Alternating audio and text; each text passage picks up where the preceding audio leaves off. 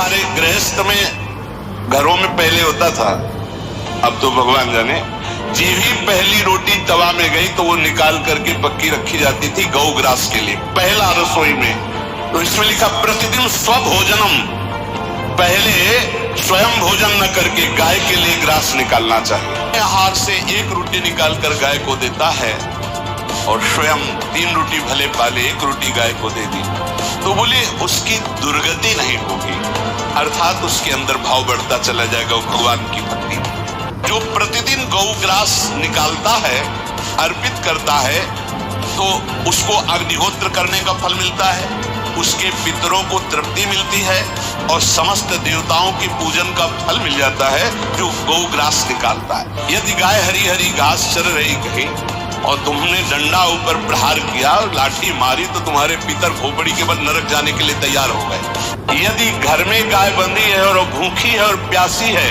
तो तुम्हारे सारे पुण्य नष्ट हो जाएंगे। सेवा और व्यापार में अंतर होता है।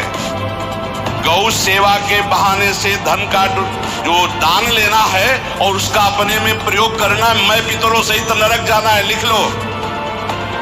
गौ सेवा के बहाने से दान लेना और उसका अपने परिवार के सुख में पैसे का प्रयोग कर देना या अपनी वासनाओं की पूर्ति में लगा देना। आया गौ सेवा के लिए और आप प्रयोग कर रहे हैं गाड़ी घोड़ा नाना प्रकार के सांसारिक भोगों में, तो लिख लो पितर सहित तुम्हारे नरक जाएंगे, क्योंकि गौ सेवा के लिए आया है। गौ सेवा का धन सिर्फ गौ सेवा में ही लगना चाहिए। आप गौ सेवक है, दूध पान कीजिए, रोटी खा लीजिए, लेकिन गौ सेवा का अर्थ आप अपने वासनाओं की पूर्ति में, अपने मनोरंजन में या अपने मन के संकल्प भावना में नहीं पूरी कर सकते। गौ सेवा के लिए ही पूरी कीजिए। गौ के वास का निर्माण, गौ के भोजन की व्यवस्था, वो दूध दे ना दे, वो कैसी भी अवस्था में हो, उसकी सेवा परायणता, उसके लिए सेवक रखना, सेवकों को भी सुख प्रदान करना, लेकिन स्वयं कभी गौ के सेवा के लिए आए हुए धन का स्वयं के लिए भोग न करना और निरंतर भजन रखना, उसे परम पद की प्राप्ति हो जाएगी। तो रोटी तो निकाल सकते हो ना, तुम्हारी रसोई में रोटी बने तो पहली रोटी निकाल लो और आसपास जहां गाय बंधी हो तो उसको दे आओ जाकर, तो कम से कम धर्म का पालन हो जाएगा, गौ सेवा बन जाएगी। पर एक बात ध्यान रखें, इन सब सेवा का फल है भगवान के चिंतन में निरंतर वृत्ति डूब जाए। हमारी एक एक वृत्ति, एक एक क्षण भगवान के चिंतन में डूब जाए।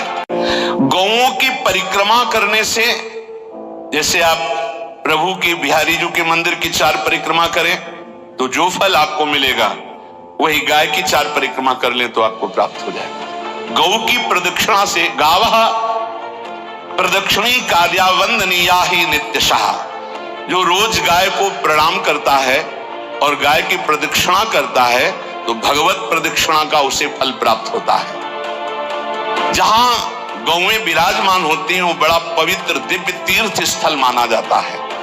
गौएं जहां विराजमान रहती, गौशाला में भजन करे तो कई गुना बढ़कर के प्राप्त होता है। स्वयं ब्रह्मा जी ने गौओं को दिव्य गुणों से विभूषित बनाया है। अप्यागाराणि विप्राणाम देवतायतनानि च यद गोमयेन शुद्ध्यन्तिम किम ब्रूमो हृदिकम ततः।